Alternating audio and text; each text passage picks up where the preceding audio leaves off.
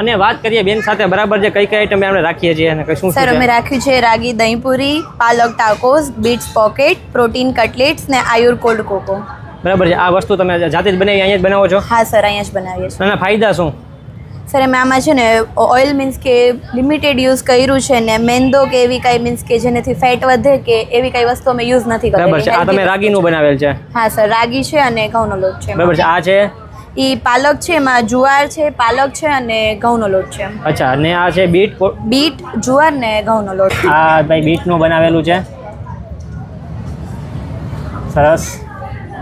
અને આ છે ઈ અમે કટલેટ્સ બનાવેલી છે રાજમા, ચણા અને મગની. આ છે ઈ કોલ્ડ કોકો છે, એમાં અશ્વગંધા યુઝ કરેલું છે.